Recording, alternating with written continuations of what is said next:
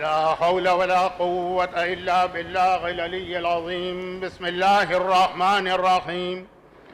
الحمد لله الملك الحق المبين قاسم الجبارين مبير الظالمين مدرك الحاربين رب الشهداء والصديقين، والصلاة والسلام على سيد المرسلين وخاتم النبيين ورحمة للعالمين وشفيع المذنبين والمخاطب بطه وياسين أبي القاسم محمد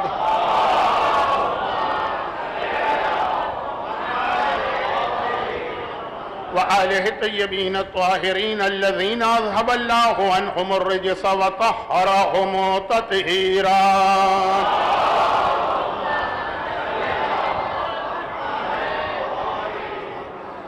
سيما على الإمام المنتظر والحجة الثاني شرع أجل اللهم له الفرج، ولعنة الله على أعدائهم أجمعين من الأزل إلى الأبد. أما بعد، فقد قال الله عز وجل في كتابه المبين وفرقانه المتين وقرآنه المجيد وقوله الحق. بسم الله الرحمن الرحيم. اليوم أكملت لكم دينكم وأتممت عليكم نعمتي ورضيت لكم الإسلام دينا.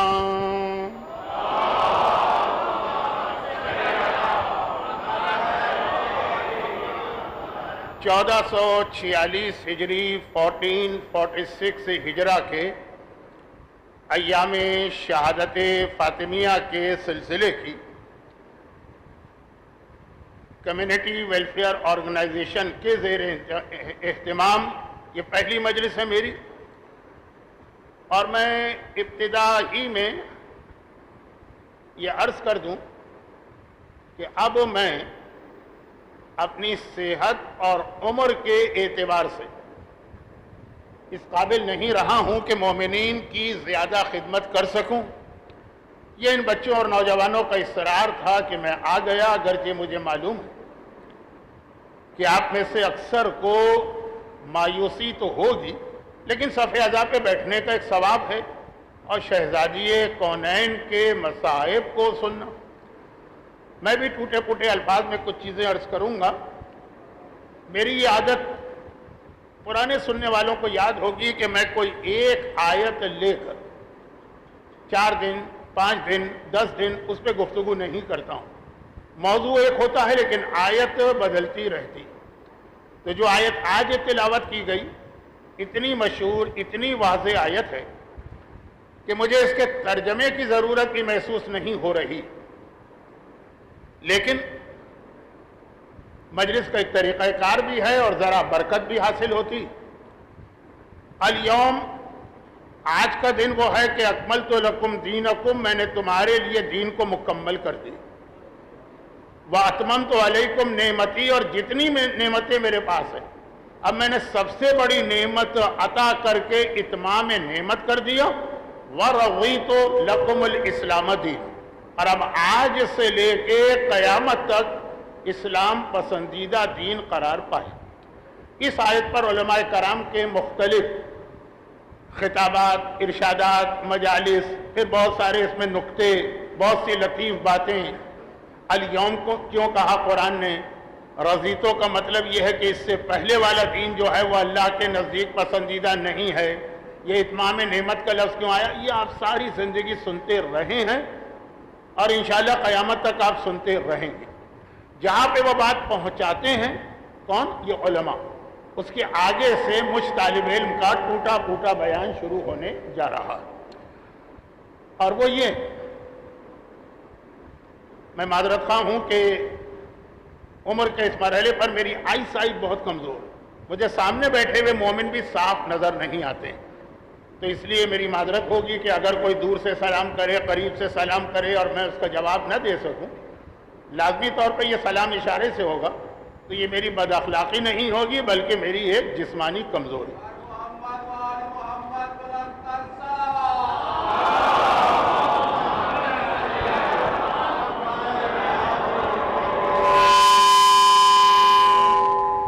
اب بات یہ ہے کہ دین کامل ہو گئے. اب یہ دین کامل ہوا جس اعلان کی وجہ سے، جس ذات کی وجہ سے، جس شخصیت کی وجہ سے جیسا کہ میں نے کہا کہ علماء اس پہ تو گفتگو کرتے رہتے ہیں، ساری زندگی آپ نے سنی اور سنتے رہیں گے قیامت تک، لیکن اب یہ دین مکمل ہو گیا، اس کے بعد اس حوالے سے ہماری ذمہ داری کیا بنتی؟ ہماری سب سے بڑی ذمہ داری یہ بنتی ہے کہ اب جب دین کامل ہو گیا، اب مخمل میں ٹاٹ کا پیوند نہ لگائیں، اور اب جب یہ دین کامل ہو گیا تو کسی اور جانب دیکھنے یا توجہ دینے کی کوئی ضرورت نہیں۔ ہاں، جب تک دین نامکمل رہا ہو، جب تک دین میں کوئی چیز کی کمی رہی ہو، اس وقت تک تو چلیں یہ بات سمجھ میں آتی کہ بھائی اتنی چیز دین سے لینا ہے اور اتنی چیز جو دین میں ہے ہی نہیں، اب یہ کامل نہیں ہوا دین، ابھی نامکمل ہے دین۔ اب یہ نامکمل ہے تو جو نامکمل چیز ہے وہ پھر جہاں سے ہم کو ملے گی وہاں سے ہم کو لینا۔ لیکن 18 ذی الحجہ کے اعلان غدیر کے بعد اب دائیں بائیں کسی طرف دیکھنے کی ضرورت نہیں ہے، جو کچھ ہے وہ اسی دین کے اندر ہے، اسی سے آپ کو ملے گا۔ یہ نہیں چلے گا کہ آپ آدھی بات دین سے لیں، آدھی بات اپنے کلچر سے لیں، آدھی بات دین سے لیں، آدھی بات اپنے زمانے سے لیں، آدھی بات دین سے لیں، آدھی بات آج کی ٹیکنالوجی کی ترقی سے لیں۔ یہ جملہ یاد رکھیے گا، میری آج کی پہلی مجلس کا اصل موضوع یہ بننے والا۔ قرآن کریم نے یہ پیغام مختلف انداز سے دیا، ادخلوا فی السلم کافہ۔ دیکھو، اسلام میں اگر داخل ہونا ہے تو مکمل طریقے سے داخل ہو، یہ نامکمل نہیں چلے گا کہ آدھا یہ آدھا وہ، آدھا تیتر آدھا بٹیر، ادھر مخمل، اس میں پیون لگانے کی ضرورت پڑ رہی ہے اور ٹاٹ کا لگا رہے ہو۔ تو جیسا کہ میں اکثر جملہ کہا کرتا تھا کہ نماز اللہ کے بتائے ہوئے طریقے سے، شادی ہمارے بتائے ہوئے طریقے سے، حج اللہ کے بتائے ہوئے طریقے سے، موت کی رسومات ہمارے بتائے ہوئے طریقے سے، زکوٰۃ اور خمس اللہ کے بتائے ہوئے طریقے سے، لیکن خوشی کے فنکشن یا غمی کے ہمارے اجتماعات اپنے طریقے سے، یہ غدیر کے بعد نہیں چل سکتا۔ غدیر سے پہلے تو شاید اس کی کوئی گنجائش ہو۔ اچھا، اب میں ایک بات یہ آپ کو یاد دلا دوں، کافی طویل عرصے کے بعد آپ کی خدمت کا موقع مل رہا ہے کہ میں عموماً مسلسل بیان کرتا ہوں، تو اس کے اندر شاید آپ حضرات کا زیادہ تعاون مجھے نہیں چاہیے ہوگا۔ آپ کا واہ واہ کہنا مجھے پسند تو آ رہا ہے، لیکن میرا سلسلہ کلام نہ رکے، مجھے وقت کا خیال کرتے ہوئے مجلس ختم کرنا ہے۔ تو اہم ترین بات یہ، یہاں پر شیخ عباس قمی جیسے محدث نے اور مورخ نے، وہ مرجع نہیں تھے، وہ مجتہد نہیں تھے، محدث تھے، علم حدیث کے ماہر، مورخ تھے، تاریخ کے ماہر، ایک واقعہ لکھا۔ یہ واقعہ میں اکثر مجلسوں میں پڑھا کرتا ہوں، لیکن چونکہ یہاں تو میں کئی سالوں کے بعد آ رہا ہوں، یہاں سے مطلب کراچی، اس لیے اگر آپ نے سن بھی لیا تو میں کوشش کروں گا کہ اسے بہت مختصر کروں، تاکہ جو لوگ سن چکے ہیں اور کئی بار سن چکے ہیں ان کا وقت ضائع نہ ہو۔ اور وہ واقعہ انہوں نے جس کے بارے میں لکھا ہے، اب اس وقت میرا حافظہ کام نہیں کر رہا ہے، دو میں سے کوئی ایک کے بارے میں لکھا، یا علامہ فخر الدین الرازی جن کی تفسیر بہت مشہور ہے، یا علامہ حافظ جلال الدین السیوطی۔ یہ دونوں ہمارے عالم نہیں، غیروں کے ہیں، دوسرے مکتب فکر کے، دونوں حافظ ہیں۔ البتہ رازی، علامہ رازی، فخر الدین الرازی قرآن کے حافظ ہیں، علامہ سیوطی حدیث کے حافظ ہیں۔ دونوں میں فرق کیا ہے؟ قرآن کا حافظ اسے کہتے ہیں جو قرآن کی 6236 آیتیں اسے زبانی یاد ہو، حفظ، وہ کہلاتا ہے قرآن کا حافظ، وہ فخر الدین الرازی تھے۔ اور حدیث کا حافظ اسے کہتے ہیں جسے 1,00,000 حدیثیں بمائے راویوں کے سلسلے کے 1,00,000 حدیثیں زبانی یاد ہو، وہ حافظ حدیث ہوتا ہے۔ جلال الدین سیوطی حافظ حدیث ہیں، فخر الدین رازی حافظ قرآن ہیں۔ ان کا واقعہ کیا ہے؟ ان کے حالات بیان کرنے تو میں یہاں نہیں آیا ہوں، مختصر سا ایک واقعہ ہے کہ یہ دو ساری زندگی انہوں نے شیعت کے خلاف بھی بہت ساری کتابیں لکھی، تبلیغات کی، مناظرے کیے، وہ ایک الگ موضوع۔ ان میں سے کوئی ہے آخری عمر میں دین حقہ میں داخل ہو گئے، مذہب تشیع قبول کر لیا، اہل بیت کی عقیدہ ولایت کو مان لیا۔ تو کسی نے یہ پوچھا تھا، بالکل یہ آخری عمر میں، کہ ساری زندگی 60 سال 70 سال تو آپ ادھر دلیلوں پہ دلیلیں دیتے رہے کہ یہ امامت کا عقیدہ جو ہے وہ ثابت نہیں ہے اور ولایت کا عقیدہ ثابت نہیں، آخر میں کیا ہوا؟ تو بس آخر میں ایک چیز میرے دماغ میں آئی اور اٹک کے رہ گئی، اور ایسی وہ چیز۔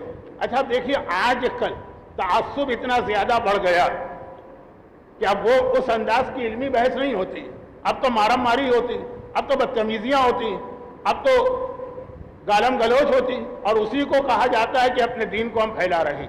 اس وقت جو غیر شیعہ متعصب حضرات بھی تھے وہ کئی باتوں کو قبول کرتے تھے۔ مولا کی ولایت، الیوم اکملت لکم دینکم کی آیت کسی اور حوالے سے میرا موضوع ہے، لیکن بہرحال مولا کا تذکرہ تو بار بار اس آیت کے حوالے سے آئے گا۔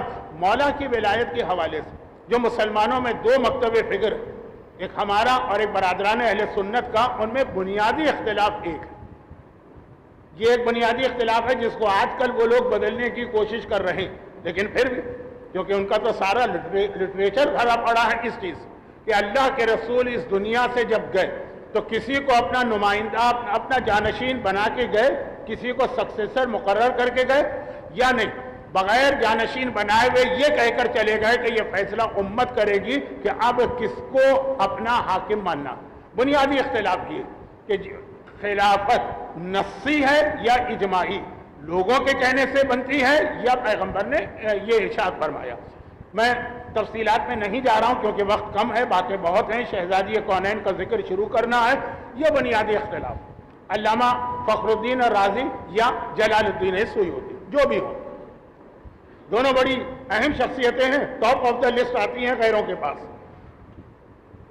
وہ کہتے ہیں کہ بس آخری عمر میں ایک بار میرے دماغ میں یہ خیال آیا کہ جو اسلام، اب یہ میں اکملتوں کو سمجھا رہا ہوں اس اینگل سے، جو اسلام اتنا مکمل دین اور اتنی ہدایتیں اور انسٹرکشنز ہمیں دیتا کہ ہماری زندگی کے چھوٹے سے چھوٹے مسئلے اور بڑے سے بڑے مسئلے، اسلام کے پاس مسئلے کا کوئی نہ کوئی حل اور سلوشن موجود اور کوئی نہ کوئی ہدایت موجود، یہاں تک کہ بڑے بڑے مسئلے چھوڑیے، چھوٹے چھوٹے مسئلے، آپ کے پیر جب آپ چل رہے ہوں تو ان کی ترتیب کیا ہونا چاہیے، اس تک کے بارے میں اسلام نے بتایا کہ اگر مسجد میں جاؤ گے تو پہلا پیر کون سا آگے بڑھانا ہے، بعد میں کون سا پیر، اور جب بیت الخلا یا ٹوائلٹ یا واش روم جاؤ گے تو کون سا پیر پہلے بڑھانا ہے، کون سا پیر بعد میں بڑھانا ہے، اور خالی جاتے وقت نہیں، اور جب تم باہر آ رہے ہوگے۔ اب یہ چھوٹی چھوٹی باتیں تو ہمارے یہاں بھی لوگ بھولے ہوئے، لیکن ہیں تو نا ہدایتیں، ہیں تو انسٹرکشن۔ اور جب باہر آ رہے ہوگے تو مسجد سے نکلتے وقت کون سا پیر پہلے باہر نکالنا ہے اور کون سا پیر بعد میں، اور اسی طرح ٹوائلٹ سے باہر آتے وقت کون سا پیر پہلے باہر آنا چاہیے، کون سا بعد میں۔ اچھا، اتنی واضح یہ بات ہے کہ مجھے مسئلہ بتائے بغیر ہی یقین ہے کہ سب سمجھ رہے ہوں گے کہ مسجد میں جانے کی ترتیب کیا ہے، مسجد سے باہر آنے کی ترتیب کیا ہے، ٹوائلٹ میں جانے کی ترتیب کیا ہے، ٹوائلٹ میں آنے، پیروں کی ترتیب بتا رہا ہوں۔ تو اب یہ کہتے ہیں کہ میں نے سوچا جو اسلام اتنا مکمل ہے کہ وہ ہمارے پیروں کی ترتیب تک ہم کو بتایا کرتا کہ کدھر جانا ہے تو کون سا پیر آگے کون سا پیر پیچھے، وہ اتنے بڑے مسئلے کو مبہم چھوڑ دے، حل ہی نہ کرے، امت کے حوالے کر دے کہ یہ طے کرتے رہنا کہ تمہارا حکمران کون ہوگا۔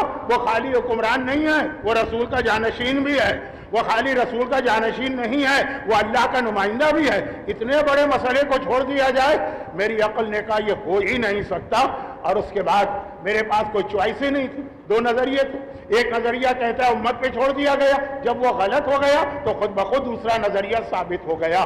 تو اب یہ واقعہ جو ہے، یہ واقعہ یہ اسی میرے جملے کی تشریح ہے کہ اسلام مکمل ہے، آپ کو اس کے ساتھ کسی اور کو ملانے کی ضرورت نہیں ہے، سب کچھ آپ کو یہاں پہ ملے گا۔ لیکن اس اسلام کی تکمیل میں ایک کمی نظر آتی ہے، اگر آپ وجود سیدہ کو نہ مانیں تو اس اسلام میں ایک کمی آپ کو نظر آئے گی، اور وہ کمی کیا ہے اس کو بیان کرنا شروع کر رہا ہوں۔ ہو سکتا ہے کہ آج بات پوری نہ ہو تو یہ بات کل مکمل ہوگی، لیکن صرف ایک چیز۔ اچھا، یہ چیز بھی بہت مشہور ہے، ہمارے بہت سے علماء اس کو اپنے انداز سے بیان کرتے ہیں۔ میں وقت کو بچانے کے لیے 4 دن میں مجھے بہت اہم منزل تک آپ کو لے جانا۔ پہلے تو میرا ایک جملہ سن لیجیے، تھوڑی اس کی تشریح آج ہوگی، تھوڑی اس کی تشریح کل ہوگی، اور وہ جملہ یہ کہ دیکھیے پیغمبر رسول تو خیر سب سے اوپر ہے، ٹاپ، سب سے اوپر رسول ہے، رسول کے نیچے جو معصوم نمائندے ہیں وہ 13 ہیں۔ 13 میں 12 ایک طرف ہے مرد، ایک اکیلی ایک طرف ہے خاتون، 12 ایک طرف ہے ایک طرف۔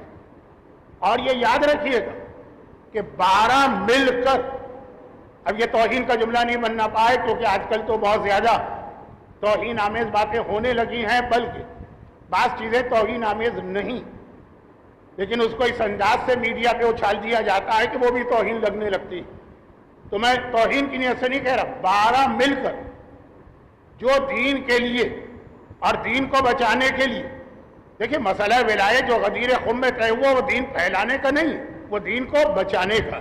تو دین بچانا پھر دین پھیلے گا، دین پہنچانے کا نہیں۔ اصل جملہ یہ، وہ دین پہنچانے کا نہیں، دین اللہ کے رسول پہنچا گئے، اب دین کو پہلے بچانا اور پھر اسے پھیلانا، یہ ذمہ داری آتی ہے امامت کی۔ اس میں 12 مل کر جو جہاد کر رہے ہیں وہ سارا جہاد، اصل میرا جملہ تو تھا اس سے بھی زیادہ کا جہاد، وہ شہزادی کونین کا۔ شہزادی کونین کی سیرت کو ذہن میں رکھیے گا، 12 امام ترازو کے ایک پلے میں رکھیں گے، اکیلی فاطمہ ترازو کے دوسرے پلے میں ہوں گے، فاطمہ کا پلہ جھکتا نظر آئے تب بھی تعجب نہ کیجیے گا۔ اور اس کے پیچھے جو بات میں کہنے جا رہا ہوں وہ ہر زمانے کے اعتبار سے الگ ہوتی ہے، لیکن آج کے زمانے میں یہ ٹک ٹاک، یہ فیس بک، یہ واٹس ایپ، یہ یوٹیوب، یہ ذہن میں رکھ کے میرے جملے سنیے گا، کوشش کروں گا کم از کم یہ بات آج میں پہنچا دوں۔ 12 امام ان کی ساری زندگی کی محنتیں ایک طرف، اور شہزادی کونین کا دین کے حوالے سے بہت بڑی خدمت ایک طرف۔ شہزادی کو اسی لیے مرکز بنایا، ہم فاطمہ تو و ابوہا و بالوہا و بنوہا، یہ فاطمہ مرکز ہے کس چیز کی؟ فاطمہ مرکز ہے اس پیغمبر کی جو دین پہنچا رہا، فاطمہ مرکز ہے کس کی؟ اس علی کی کہ جو دین کو پھیلا رہا، فاطمہ مرکز ہے بنوہا اس اولاد کی جو دین کو بچا رہا ہے کربلا کے میدان میں۔ تو چاہے دین کو پھیلانے والا ہو، دین کو بچانے والا ہو، دین کو پہنچانے والا ہو، اس سب میں اہم ترین رول فاطمہ کا ہے۔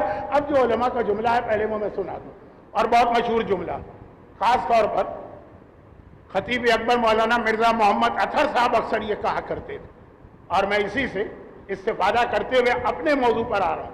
وہ جو جملہ کہتے تھے وہ فضائل کی حد تک تھا، میں جو جملہ کہہ رہا ہوں وہ سیرت سیدہ کا ایک اہم پیغام ہمارے لیے۔ تو پہلے ان کا جملہ سنیے کہ مثلا کوئی ایسا علاقہ ہے جہاں آپ کبھی نہیں گئے، اور کسی نے وہاں تذکرہ کرتے، جیسے میں بطور مثال یہ کہہ دوں کہ آپ میں سے شاید بہت سارے لوگ یا اکثر لوگ مثلا آسٹریلیا نہیں گئے، وہاں پہ ایک امام باڑہ بنا، جیسے مثلا نام لے لوں الاسر یا اور کوئی امام باڑہ، بہت ہی شاندار طریقے سے بنا۔ اب اس کو سمجھانے کے لیے، یا نیو یارک کا کوئی امام باڑہ ہو یا ٹورنٹو کا کوئی امام باڑہ ہو، اس کو سمجھانے کے لیے ایک طریقہ تو یہ ہے کہ آپ کو پوری تفصیل بتائی جائے۔ اب یہ آج کل تو یہ ویڈیو شیڈیو ٹک ٹاک کا سب چیزیں آ جاتی ہیں، پھر بھی آنکھوں دیکھی چیز کی جو معرفت انسان حاصل کرتا ہے نا، وہی تصویروں سے نہیں ہوتی ہے۔ کوئی آپ کو سمجھا رہا ہے وہ اس طرح سے، وہ اس طرح سے، یہ ہے اس میں یہ چیزیں ہیں، وہ چیزیں سمجھ نہیں پا رہے ہیں، یا سمجھ رہے ہیں لیکن پورا نہیں سمجھ پا رہے ہیں۔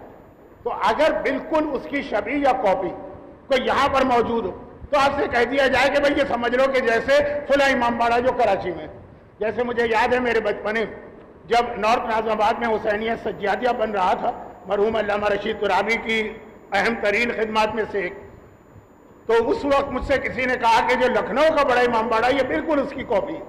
میں لکھنؤ گیا نہیں، میں نے وہاں کا امام باڑہ دیکھا نہیں، لیکن جیسے ہی انہوں نے یہ جملہ کہا، بغیر گئے، بغیر دیکھے، بغیر تصویر کے، اس زمانے میں تو یہ ویڈیو شیڈیو کچھ نہیں ہوتا تھا، پورا اس کا نقشہ میرے ذہن میں آ گیا کہ وہ لکھنؤ کا امام باڑہ کیسا ہوگا جب یہ کہا کہ یہ حسینیہ سجادیہ بالکل اسی نقشے پہ بنایا گیا۔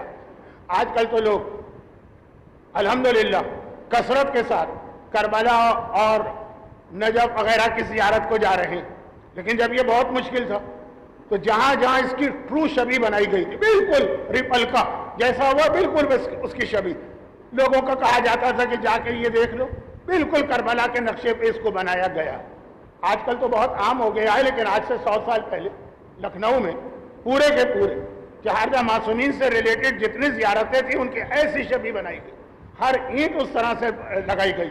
بلکہ مجھے یاد ہے کہ ایک بار میں تذکرہ کر رہا تھا انہی مرحوم مولانا اطہر صاحب قبلہ سے، شہزادی کونین کا تذکرہ ہے اور مولا علی کی ولایت، اس کو ذہن میں رکھ کے سنیے گا کہ بھئی اگر یہ جنت البقیع آج اگر اجازت مل جائے اور کچھ آثار نظر آ رہے ہیں، یہ میں بعد میں بات کروں کہ آپ یہ روضے بنا سکتے ہیں تو، لیکن اب اس کو ٹوٹے ہوئے اتنا عرصہ گزر گیا، اس وقت کی تصویریں بھی نہیں ہیں، بہت ہے باہر کی ایک تصویر ہے وہ بھی پوری نہیں، تو کیسے بنایا جائے گا ویسا جیسا ٹوٹنے سے پہلے تھا؟ مرحوم مولانا نے، ہم لوگ دبئی میں ملتے تھے، مجھ سے کہا کوئی مسئلہ نہیں، جب وہ جنت البقیع واقعاً پوری شان و شوکت کے ساتھ عمارت تھی، اس وقت بھی لکھنؤ میں وہ اس زمانے کے جو بھی بادشاہ تھے یا نواب تھے، انہوں نے مکمل اس کی شبیہ لکھنؤ میں بنائی ہے جو آج تک موجود ہے۔ وہ نقشہ دیکھو گے بالکل ویسا ہے جیسے منہدم ہونے سے پہلے جنت البقیع تھی، تو اس کو بنانا کوئی مشکل کام نہیں، تیار شدہ اس کا نقشہ ہمارے پاس موجود ہے، اسی انداز سے جس انداز سے وہ صدیوں تک جنت البقیع کا روضہ رہا۔ تو دیکھیے اگر بالکل کاپی ہو، ریپلکا ہو، بالکل ویسی ہی شبیہ، تو بات کو سمجھنا کتنا آسان ہوتا، بلکہ جیسا میں نے یہ مثال دی کہ ٹوٹی ہوئی چیز کو بھی بنانا کتنا آسان۔ اب مسئلہ یہ کہ شہزادی کونین کا نام آپ سنتے ہیں، لیکن آپ کو یہ بھی معلوم، میں ایک سوال آپ سے کرتا ہوں، اس کے جواب آپ مت دیجیے گا، میں دوں گا۔ شہزادی کونین کا نام سنتے ہیں، شہزادی کونین کس فضیلت میں کم ہے، لیکن نام سنتے ہی ذہن میں پہلی چیز کیا آتی؟ حیا، شرم، حجاب۔ شہزادی کا نام سنتے ہی یہی ساری چیزیں آپ کے ذہن میں آتی ہیں۔ اب شہزادی ہیں حجاب میں، شہزادی کے فضائل امت کے سامنے آ نہیں سکتے ہیں حجاب کی وجہ سے۔ جو ایک خدمت شہزادی نے دین کی، یہ تو میں آپ کو آج کی مجلس کے آخر میں یا شاید کل کی مجلس میں بتاؤں جو میرا اصل موضوع ہے۔ 12 امام ایک طرف، شہزادی ایک طرف، لیکن فضائل فاطمہ، بلکہ یہ کتنی مشہور حدیث آج کل آپ سنتے ہیں، وما ادراک ما لیلۃ القدر، حدیث ہے نا امام کی کہ جیسے کوئی لیلۃ القدر یا شب قدر کو نہیں پہچان سکتا، اسی طرح ہماری دادی کو بھی نہیں، تو فضائل فاطمہ کو چھپانا ضروری۔ یہ جملہ جو میں کہہ رہا ہوں یہ ذرا غلط سینس میں مت لیجیے گا، حجاب کی اہمیت کی وجہ سے پروردگار نے کہا، توجہ سے سنیے گا کہیں کوئی آپ کو غلط فہمی میرے بارے میں نہ ہو کہ آج کل کے گستاخ لوگوں میں ایک نیا گستاخ چلا آیا، ویسے میں بہت پرانا ہوں کراچی کا، لیکن خیر، شہزادی کے فضائل سے زیادہ اہمیت پروردگار کی نگاہ میں شہزادی کے حجاب کی تھی۔ اس کی وجہ بھی ہے جو میں نے کہا، جو اصل میرا موضوع بن رہا ہے، شاید آج کی مجلس میں نہ پہنچ سکوں تو کل کی مجلس کے شروع میں وہ زیادہ اہمیت ہے۔ کتنی بڑی بات میں نے کہی، حجاب فضائل سیدہ سے زیادہ اہم ہے۔ کہا کہ ہاں، کیوں؟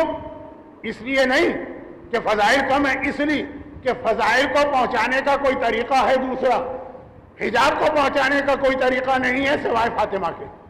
حجاب فاطمہ ہی پہنچا سکتی ہیں، لیکن باقی فضائل کا دوسرا طریقہ ہے۔ وہ دوسرا طریقہ کیا ہے؟ جو مثالیں میں آپ کو دے رہا تھا، لکھنؤ کے امام باڑے کی مثال، آسٹریلیا کے امام باڑے کی مثال، جنت البقیع کی مثال، کہا ہے دوسرا طریقہ، اور وہ کیا ہے؟ وہ پیغمبر کی ایک وہ حدیث، آج کل یہ پڑھا جاتا ہے، میں خود کہہ رہا ہوں کہ پیغمبر نے یہ فرمایا کہ اگر علی نہ ہوتے تو فاطمہ کی شادی نہیں ہو سکتی تھی، کیونکہ اس کائنات میں فاطمہ کا کوئی کفو ہے ہی نہیں، ہمسر ہے ہی نہیں، کفوان احد قل هو اللہ احد۔ یعنی شادی میں ایک حکم ہے کہ کوشش کرو کہ ایسی میچنگ ہو کہ شوہر بیوی بالکل ایک جیسے ہو۔ اب اس کے لیے مولانا زیدی صاحب کا جملہ تو آپ نے بہت سن لیا ہے، مزہ بھی لیا ہے، لیکن آدھے منٹ کا جملہ ہے تو دوبارہ مزہ لے لیجیے۔ کہا کہ گھر چلتے اس وقت ہیں جب شوہر بیوی کی ایسی میچنگ ہو کہ اگر کبھی بیوی فخر سے یہ کہہ دے، فخر، ہمارے ہاں ابن شہر عاشور جیسے عالم نے اپنی کتاب مناقب میں ایک واقعہ لکھا کہ ایک بار مولا علی اور شہزادی فاطمہ میں مفاخرہ ہوا۔ مفاخرہ جیسے آپ نے لفظ سنا ہے نا، مناظرہ، ایک دوسرے سے بحث کرنا، مشاعرہ، ایک دوسرے کو شعر سنانا، مباہلہ، ایک دوسرے کے سامنے کھڑے ہو کے لعنتیں کرنا، مفاخرہ، ایک دوسرے پہ فخر کرنا کہ تم کون تو میں کون۔ ایک ہے بہت لمبی روایت، وہ فی الحال پڑھنے کا نہ وقت ہے نہ میرے موضوع سے مطابق ہے، لیکن کبھی کبھار ایک کیفیت ہوتی کہ یہ کہنا انسان کہنے لگتا ہے۔ تو مولانا کہتے تھے زیدی صاحب کہ اگر کبھی گھر کس طرح چلتے ہیں، یہ بھی میرا ایک موضوع ہے، آنے والی 3 مجالس میں سے ایک کا، کہ اگر کبھی بیوی فخر کے عالم میں کہہ دی کہ بھائی پہچانو مجھے، میں کون ہوں، میں وہ ہوں جو رسول خدا کائنات کے حکمران کے گھر میں پیدا ہوئی، تو شوہر وہ ہے جو کہہ دے کہ مجھ سے کیا کہتی ہو، میں تو وہ ہوں جو اللہ کے گھر میں پیدا ہوا۔ تو بیوی رسول اللہ کے گھر میں جو کائنات کی افضل ترین ہستی ہے، تو شوہر وہ جو اللہ کے گھر میں پیدا ہوا۔ اسی طرح گھر چلتے ہیں، بس یہ یاد رکھیے، بعد میں تفصیل آئے گی، ابھی تو شہزادی کے حوالے سے پیغمبر کا جملہ کہ شہزادی شادی نہیں ہوتی اگر علی نہ ہوتی۔ علی ہے اس کائنات میں جو فاطمہ کے ہمسر۔ اب اس کے ذریعے پیغمبر کیا میسج دے رہے ہیں؟ بہت اہم میسج دے رہے ہیں۔ فضائل علی کا بیان ہو سکتا، فضائل سیدہ کو حجاب کی وجہ سے چھپانا ضروری ہے، کیونکہ حجاب صرف فاطمہ ہم کو بتا پائیں گے۔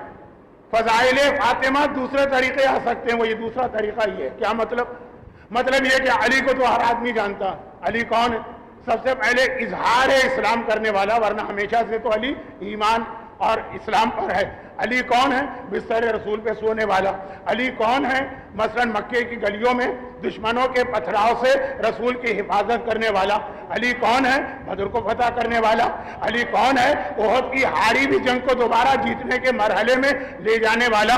علی کون ہے؟ لا فتح الا علی، لا سیف الا ذوالفقار کا قصیدہ جس کے لیے دنیا میں نہیں آسمان سے نازل ہوا۔ علی کون ہے؟ برز الایمان کلہ الی الکفر کلہ مصداق۔ علی کون ہے؟ ضربت علی یوم الخندق افضل من عبادت الثقلین۔ یہ فضائل کی سیڑھیاں ہیں جس پہ میرا مولا چڑھ رہا ہے۔ علی کون ہے؟ لأوتین الرایا غدا رجلا کرارا غیر فرار۔ علی کون ہے؟ دوش رسول پہ کھڑے ہو کر کچھ شکنی کرنے والا۔ علی کون ہے؟ پیغمبر کے ہاتھوں میں آنے والا، کہ جسے ہاتھوں میں لے کے پیغمبر کہیں من کنت مولا فہذا علی مولا۔ اب یہ سارے فضائل کی سیڑھیاں علی چڑھ رہے ہیں۔ جب آخری منزل پہ پہنچے پتہ چلا وہیں پہ فاطمہ کھڑی نظر آ رہی ہے۔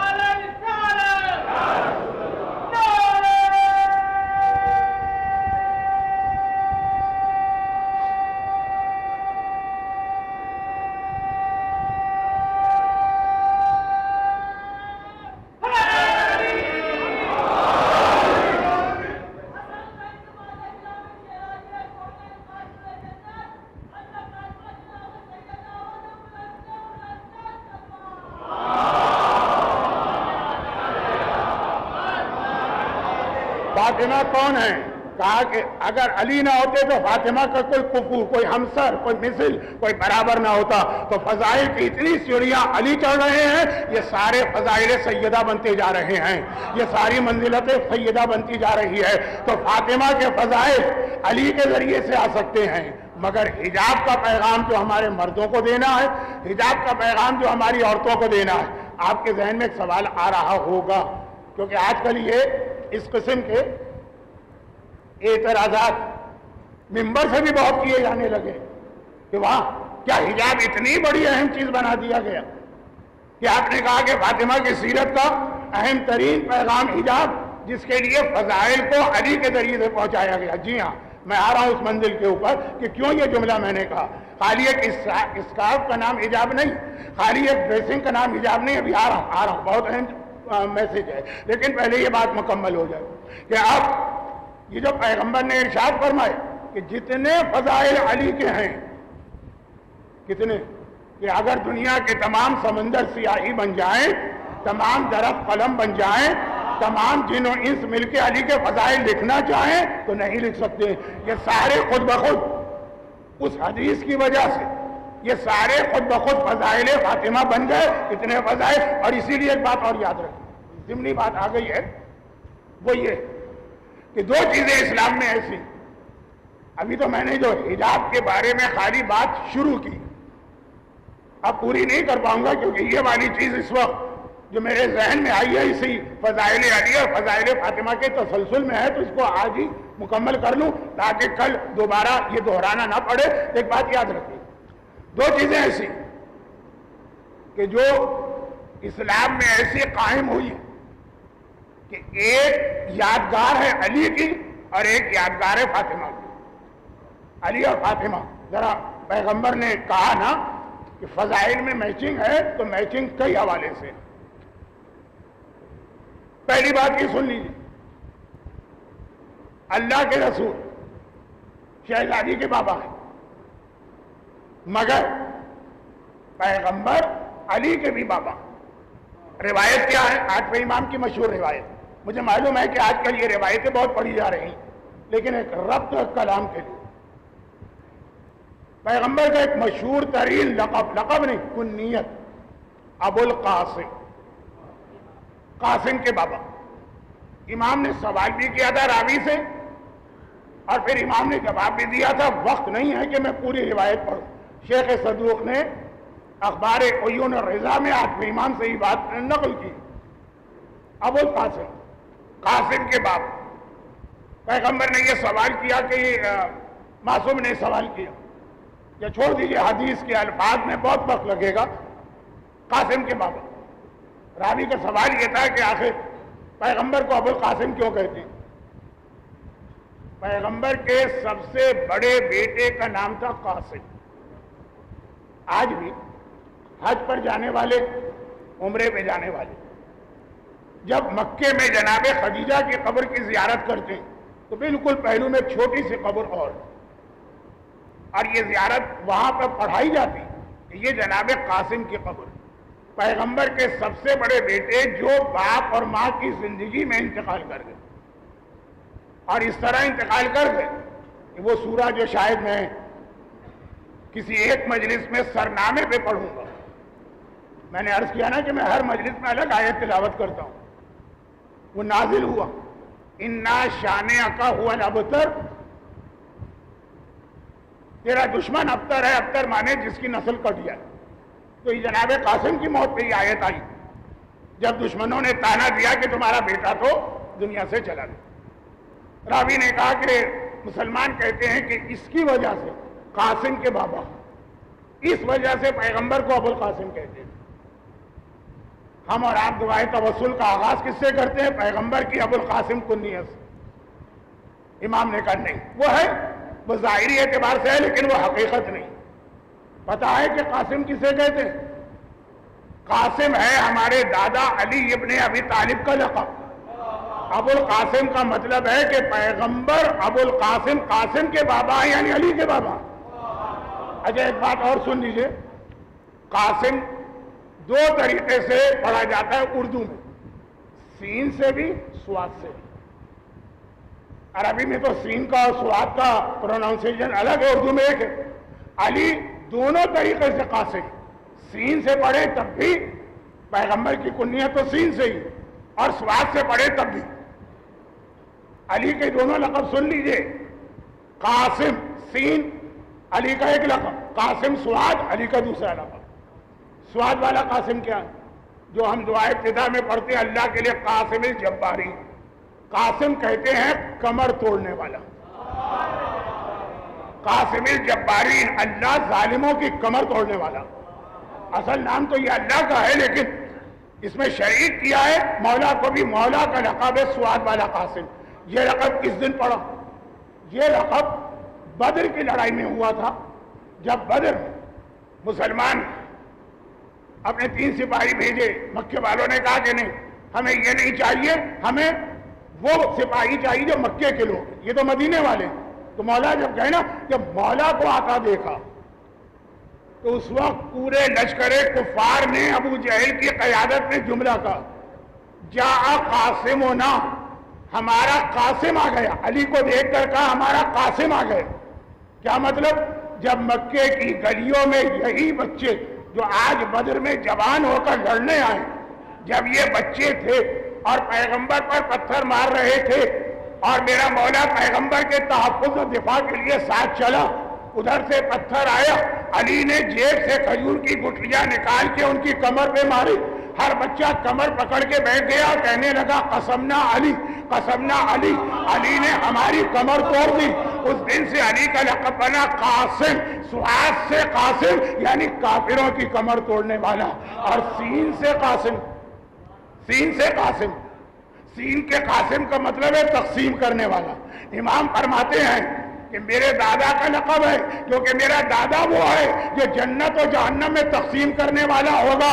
کسی کو دیکھ کر کہے گا یہ میرا والا ہے، اے جنت اسے لے لے، کسی کو دیکھ کر کہے گا اے جہنم یہ میرا دشمن ہے تو اسے لے لے۔ علی قاسم ہے، تقسیم کرنے والے ہیں، یعنی جنت و جہنم میں تمام انسانوں کو تقسیم کریں گے۔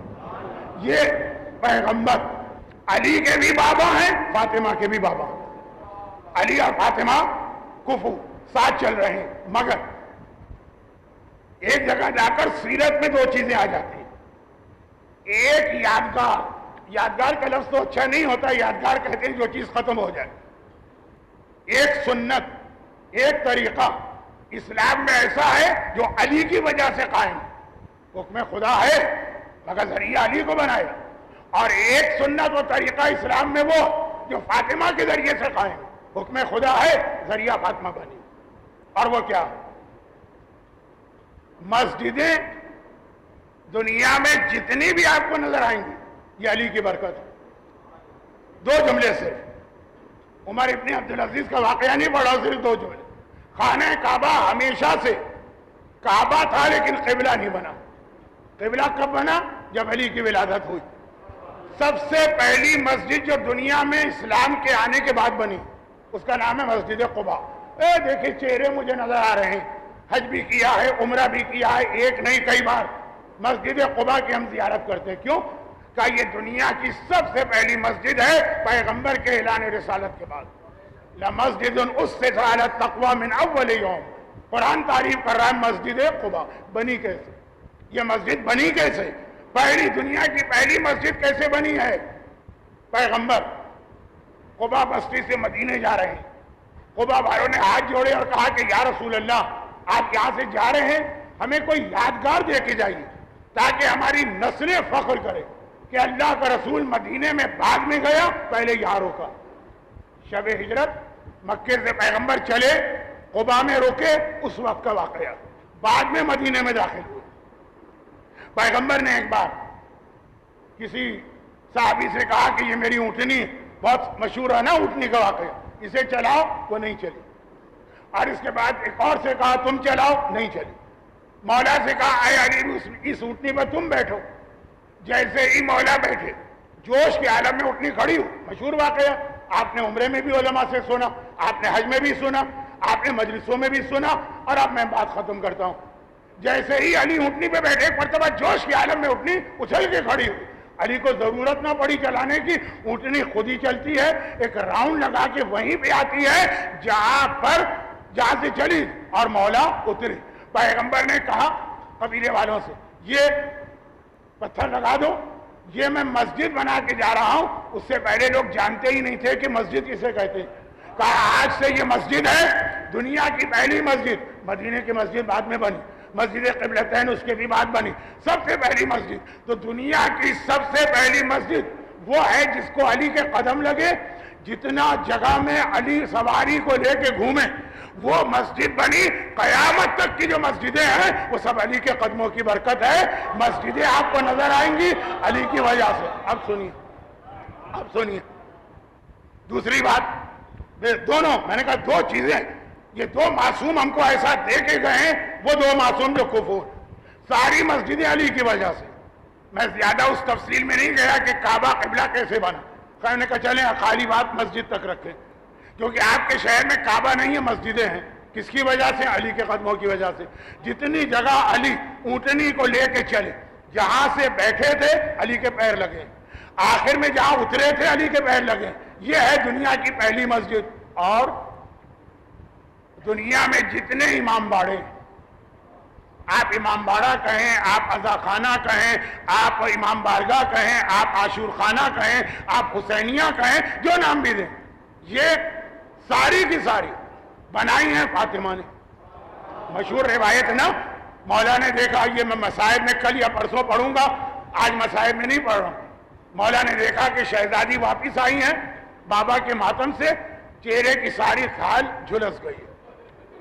ایک مرتبہ گھبرا کے پوچھا, بنت رسول یہ کیا حالت ہے؟ کہا جس درخت کے نیچے بیٹھ کے میں بابا کا ماتم کرتی تھی وہ درخت کاٹ کے پھینک دیا گیا. فاطمہ نے ماتم نہیں روکا, درخت کٹ گیا کٹ جائے.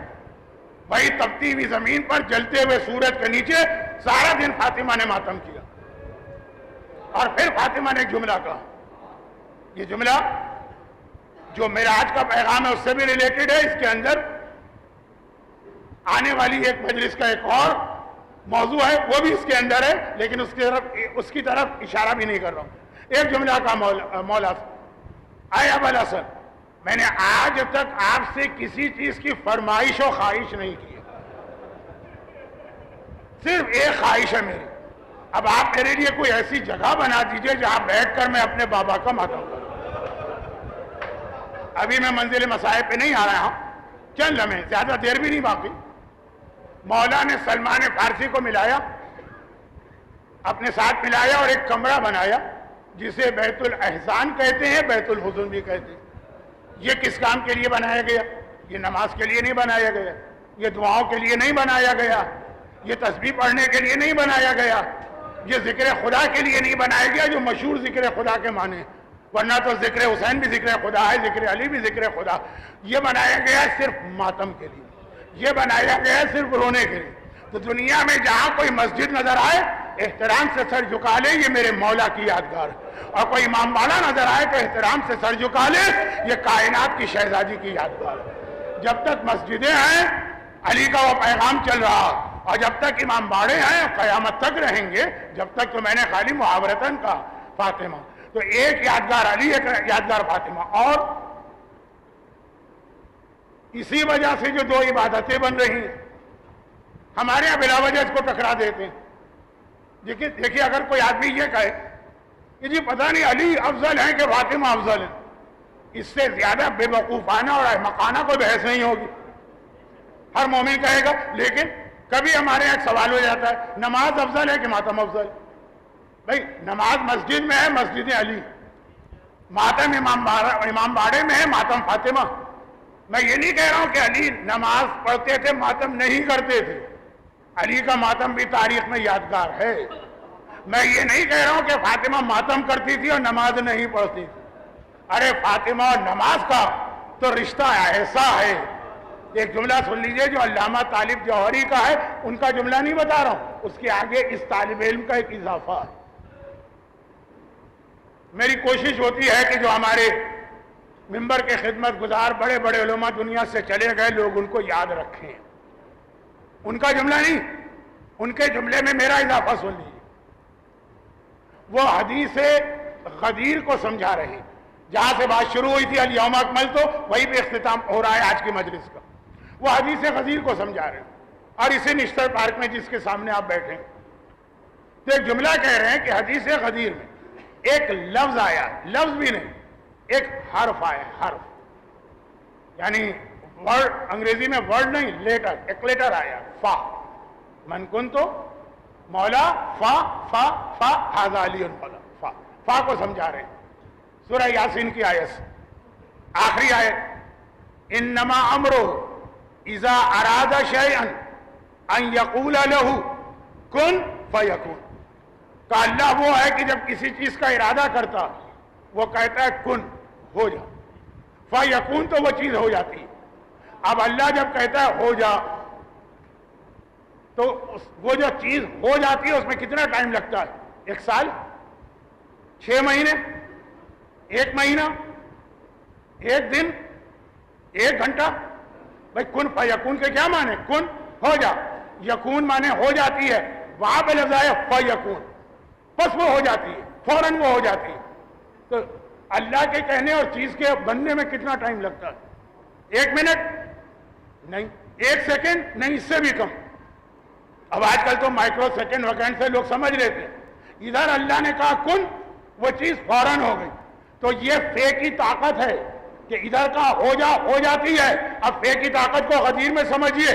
کہا من کنت مولا فہذا علی مولا, جس کا میں مولا ہوں. فے سے کہا بس علی اس کا مولا ہے. یعنی جتنا ٹائم کن و یکون میں لگے گا اتنا ہی ٹائم رسول کی ولایت اور علی کی ولایت کے بیچ میں لگے گا. وہ کوئی ٹائم ہی نہیں ہے. ادھر کہا ادھر ولایت ہو گئی. یہ تو علامہ کا جملہ تھا, مرحوم علامہ کا. اب اس طالب علم کا جملہ سنیے. لوگ کہتے ہیں مولانا مجمع کے پورے جوش کو ٹھنڈا کر دیتے ہیں, یہ جملہ کہے گا. یہ حق ہے زہرا کا. وہ کیا ہے؟ اب دیکھیے فے کی طاقت. فے کیا ہے؟ اللہ کے لیے آیا کن فیکون, علی کے لیے آیا من کن تو مولا فعلی مولا. فے کی طاقت. اب ذرا فاطمہ کے لیے سنیے. اے رسول, ہم نے تمہیں فاطمہ عطا کی. انا اعطیناک کل کوثر, ہم نے فاطمہ دی. فاطمہ دیے تو تمہیں کیا کرنا ہے؟ فصلی لربک, بس تمہیں نماز پڑھنا ہے. اسی فے کے ذریعے سمجھایا. جس طرح کن اور یکون کے بیچ میں فاصلہ نہیں ہے, رسول اور علی کی ولایت میں فاصلہ نہیں ہے, اسی طرح وجود فاطمہ اور نماز کے بیچ میں فاصلہ نہیں ہو سکتا. ادھر کوثر ملے فصلی لربک, ادھر نماز کے لیے جھک جانا ہے, سجدہ کرنا ہے. تو فاطمہ اور نماز تو اتنا قریبی رشتہ. فا کی طاقت جو آپ فضائل کی حد تک تو سنتے ہیں, لیکن کبھی پیغام کی حد تک بھی سنیے. فاطمہ والا کبھی نہ نماز میں کمی کرے گا, نہ تاخیر کرے گا, نہ غلطی کرے گا. یہ لفظ یاد رکھیے, غلطی بھی نہیں کرے گا. کوشش ہے کہ ایک تقریر اس موضوع پر ہو, لیکن اب میں نہیں کہہ سکتا کہ آگے 3 تقاریر میں کیا کہہ سکوں کہ کیا کہہ نہ سکوں. لیکن مسجد علی کی یادگار, اس میں نماز ہو. امام باڑے فاطمہ کی یادگار, اس میں ماتم. اور یہ دونوں ساتھ ساتھ چلتے ہیں. جیسے آپ علی کو فاطمہ پہ ترجیح نہیں دیں گے, فاطمہ کو علی پہ ترجیح نہیں دیں گے. آپ یہ نہیں کہہ سکتے ہیں کہ نمازی بننا ہے تو ماتم چھوڑنا ہے, ماتم کرنا ہے تو نماز چھوڑنا. اور خاص طور پر میں کہوں کہ ماتم تو ہے ہی فاطمہ کی وجہ سے, اور قرآن نے کہا جہاں فاطمہ ہوگی وہاں نماز ہوگی.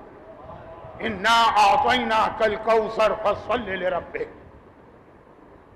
جہاں فاطمہ ہوگی وہاں نماز, اور اتنے جلدی ہوگی جیسے کن فیکون, جیسے رسول کی ولایت فعلی مولا کی ولایت. اور اسی سے اندازہ کر لیجیے کہ فاطمہ کی پسلیاں ٹوٹ چکی ہیں. فاطمہ کا پہلو شکستہ, فاطمہ کے بدن پہ کوڑے کا زخم ہے, مگر وقت نماز آئے تو دیکھیے کہ کس طرح سے فاطمہ مصلی پہ جا کے نماز پڑھ رہی. پھر وہ وقت آ گیا کہ زخم تو بڑھتے جا رہے ہیں نا. وہ وقت آ گیا کہ فاطمہ کے لیے چلنا مشکل ہو گیا. آپ میں سے جو لوگ مدینے میں حجرہ فاطمہ دیکھ چکے ہیں, وہ حجرہ فاطمہ کتنا بڑا. ارے آپ کے گھر کا بیڈ روم جو ہے اس سے بھی چھوٹا ہوتا ہے اس کا کمرہ, چھوٹے چھوٹے کمرے, اتنا سا کمرہ. فاطمہ کے لیے اپنے بستر سے جان نماز تک جانا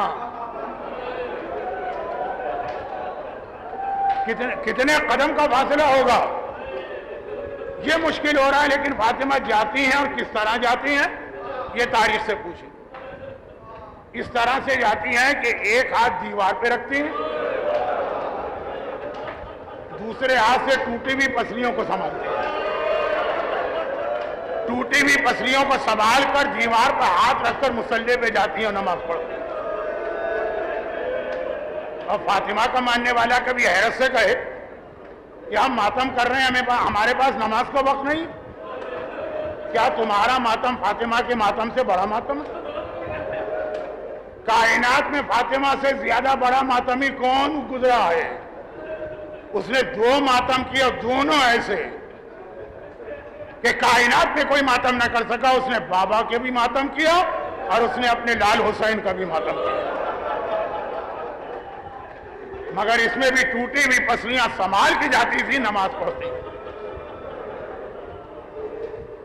اور فاطمہ کی کیفیت, اب دیکھیے یہ آپ نے بھی جملہ سنا نا, یہ آخری تاریخوں کی حالت. لیکن اس سے پہلے بھی فاطمہ जिस दिन से बदन पे कोड़ा पड़ा उस दिन से फातिमा बीमार। लेकिन एक जुमला अंग्रेजी में कहा जाता है, चले उर्दू का लफ्ज़ मसाइब में अच्छा नहीं लगा, जिस्मानी तशद्दुद से बड़ा जहन का तशद्दुद होता है, मेंटल टॉर्चर। फातिमा ये सब बर्दाश्त करने, लेकिन जब ये कहा गया कि आप मदीने में अपने बाप का मातम नहीं कर सकते, या दिन को मातम करें या रात को मातम करें, फातिमा ने रात हुजरे में फातिमा को गुजारना है, दिन का वक्त इंतखाब किया। अब रोजाना सुबह को फातिमा का तरीका सुन लीजिए।